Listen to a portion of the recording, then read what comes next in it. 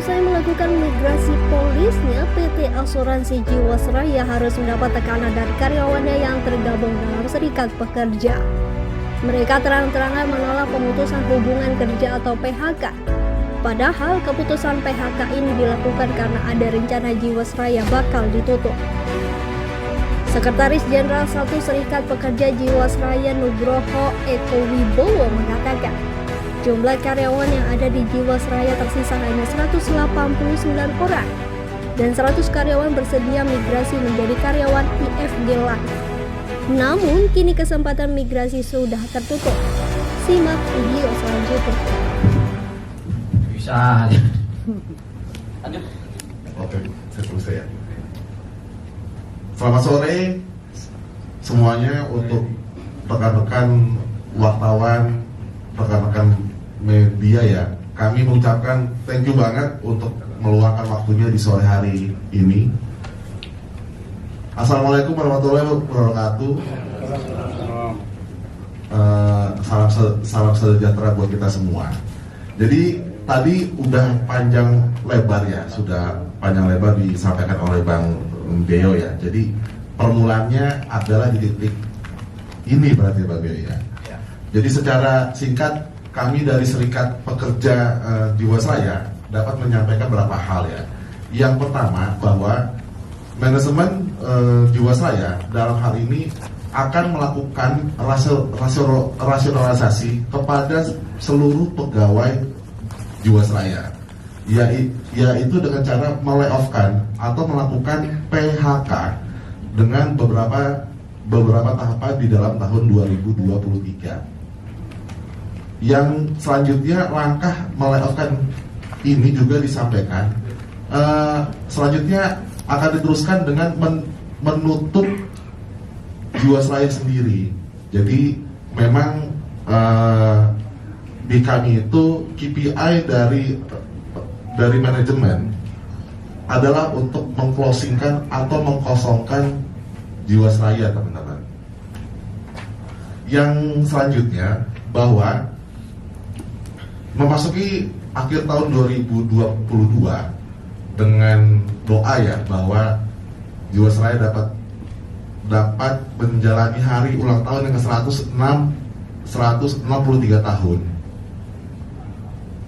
Seluruh insan Jiwasraya telah melaksanakan program restru yang telah ditugaskan oleh manajemen kepada seluruh pegawai Jiwasraya, dan kami telah melaksanakannya dengan sangat baik dan telah disampaikan juga selamat oleh manajemen. Dan ini pun juga mengangkat citra bahwa pelaksanaan program restru ini telah dianggap sukses ya.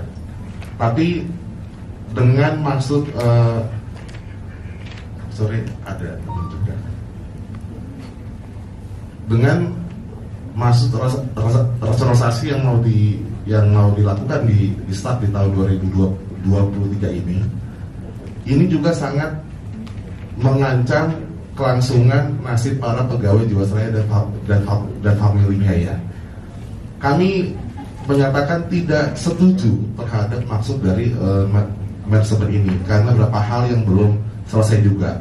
Yang pertama, misalkan kondisi dari yayasan kesejahteraan kami itu juga belum clear. Kemudian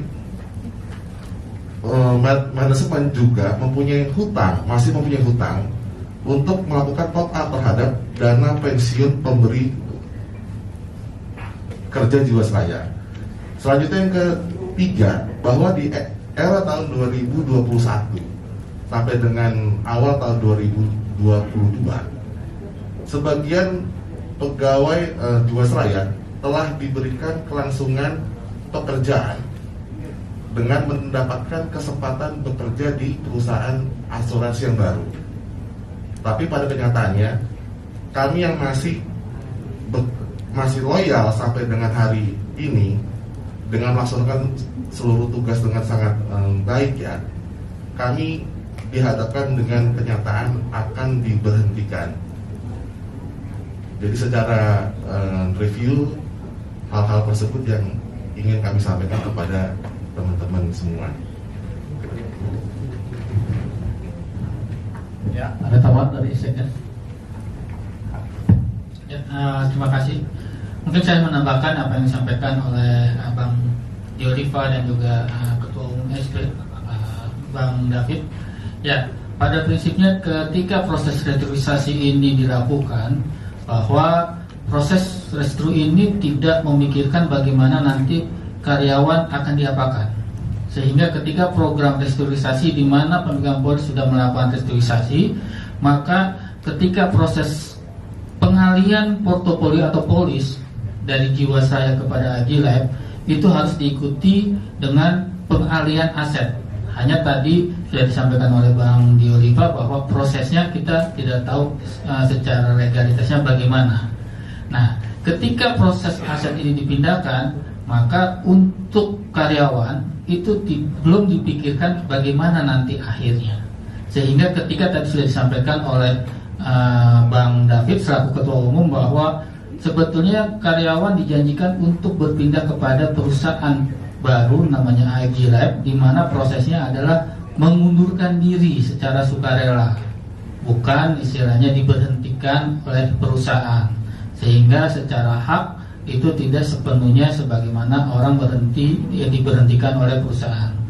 Nah, ketika proses migrasi yang harusnya saat ini dari 189 orang itu 100 orang bersedia untuk ikut migrasi, namun kemarin ketika diinformasikan oleh manajemen bahwa proses migrasi tidak bisa dilanjutkan sehubungan perusahaan baru AEG sudah tidak menerima lagi karyawan dari PT Asuransi Jiwasraya, dan dengan alasan ketidakmampuan perusahaan masalah keuangan, tetapi di satu sisi direksi masih menerima kenaikan gaji, masih menerima bonus dari Kementerian BUMN selaku pemegang saham, sehingga ini kami melihat ketidakadilan. Dan maka kemarin di awal November disampaikan akan adanya program rasionalisasi atau PHK secara sepihak oleh perusahaan. Nah, sebetulnya yang kami tuntut adalah yang pertama, hak-hak yang harusnya sudah kami tabung sejak kami bekerja di PT Asuransi Jiwasraya dengan masa kerja sampai dengan ada yang 23 tahun, ada 20 tahun, 15 tahun, tetapi ini tidak diakui oleh manajemen. Manajemen hanya menginginkan bahwa manfaat itu adalah ketika di PHK adalah harus mengundurkan diri. Jadi manfaat pengunduran diri yang akan diberikan oleh manajemen, khususnya direksi. Dan kami meminta bahwa kami sebetulnya tidak ingin di PHK. Kami hanya minta kami tetap bisa bekerja untuk kelangsungan keluarga kami. Sehingga kalau kami harus di PHK, maka harus ada kompensasi kepada kelangsungan kami setelah kami di PHK.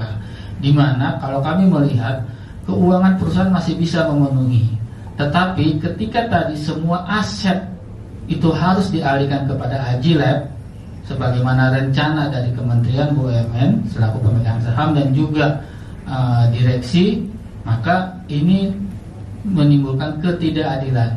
Kami dipaksa untuk merelakan hak-hak kami yang sudah kami tabung untuk diserahkan kepada negara, karena kami harus mengundurkan diri, sehingga ketika manfaat pengunduran diri itu kami banyak kehilangan hak kami. Sehingga sebetulnya kami tidak keberatan Jiwasraya mau ditutup, silakan. Kalau mau diteruskan juga silakan. Karena itu tadi, pada prinsipnya bahwa kami untuk ada kelangsungan pekerjaan bagi teman-teman yang bersedia untuk migrasi kepada Agilab, tetapi saat ini sudah tertutup pintunya. Dan bagi yang tidak ingin migrasi, kami ingin kalau memang Jiwasraya akan tutup, kami adalah penghuni terakhir atau kami yang akan mengunci. Tetapi sampai saat ini pun ketika kami bertanya apakah betul pada 2023 Jiwasraya akan ditutup, manajemen tidak bisa menjawabnya. Jawabannya hanya mereka melaksanakan arahan dari Kementerian BUMN berdasarkan Rakortas CQ adalah dari Presiden Republik Indonesia. Jadi sangat disayangkan kalau direksi yang digaji sangat tinggi oleh negara hanya bisa sebagai pelaksana, tidak bisa melakukan manajemen pengelolaan khususnya dalam keuangan Jiwasraya, di mana apakah harus seluruh aset itu dipindahkan kepada perusahaan baru AEG Lab, sementara masih ada karyawan, masih ada kewajiban tadi disampaikan oleh Bang David selaku Ketua Umum bahwa masih ada kewajiban direksi selaku pendiri di dana pensiun, yang mana itu tidak dilakukan indikasinya sejak 2018.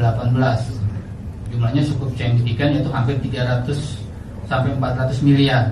Sehingga di sini juga bergantung nasib pensiun 800 yang terancam tidak lagi menerima manfaat pensiun ketika nanti kewajiban ini tidak dibayarkan oleh pendiri atau direksi kepada dana pensiun. Sehingga kalau misalnya satu pensiun masih menanggung mungkin 2 atau 3, berarti kalau 2.800 hampir mungkin 9.000 orang akan tidak memperoleh pendapatan atau dimiskinkan. Sehingga kami sebetulnya minta adalah sebelum aset-aset yang ada di PT Asuransi Jiwasraya ini dialihkan, seharusnya itu bisa membayar seluruh kewajiban khususnya kepada karyawan. Kalau memang mau di PHK atau diberhentikan, ya kami juga ingin adanya penggantian hak sesuai dengan yang sudah kami tabung sejak kami bekerja di PT Asuransi Jiwasraya. Tidak, kami hanya dibayar hanya mungkin 50%-nya saja kami harus menyerahkan, menghibahkan, untuk kami relakan diserahkan kepada negara. Sementara itu dari kami tambahan, mungkin kalau mau dilanjutkan oleh Bang Dioliva, silakan. Ya, sebelum saya lanjut, jadi saya buka sesi pertanyaan karena ini baru depannya aja. Dalamnya kan ada persoalan ilegal pengalihan aset. Aset punya satu perusahaan besar dialihkan ke suatu perusahaan yang cuma punya akte doang, akte PT, akte perusahaan doang, dibikin notaris, toto pindah itu dalam bentuk hibah. Itu suatu pertanyaan besar, walaupun yang perintahkan adalah kementerian, ya. Pertanyaan, karena ini nggak boleh. Yang kedua, ini kan perusahaannya juga berkaitan dengan pihak ketiga, yaitu para nasabah-nasabah dan pemilik portofolio, yaitu nasabah asuransi. Kalau sampai aset dialihkan, ini mereka dapat apa ini? Ya, baru yang kemudian berikutnya adalah, ini karyawan ini kan sudah punya tabungan masa depan berupa uang pensiun dan lain-lain. Terus kemudian diambil, dialihkan asetnya, terus mereka dapat apa? Gitu kan. Jadi banyak yang nggak dapat. Yang keempat adalah bahwasanya ini adalah perusahaan besar, masa nggak punya uang? Dari zaman Belanda udah punya uang, tiba-tiba sekarang hilang uangnya, asetnya kemudian dialihkan ke perusahaan baru yang dasarnya adalah akte PT doang. Bikin akte di notaris, atau dapat banyak banget tuh aset kan. Kita juga mau tuh, saya sama Pak Sehu mungkin mau ya Pak ya, bikin PT masukin. Cuman ini Bang Novil ada nggak di sini? Oh ada ya. Jadi nanti ini akan jadi pertanyaan, tapi kita bahas. Tapi silakan teman-teman boleh bertanya, saya buka ruang dan waktu untuk bertanya.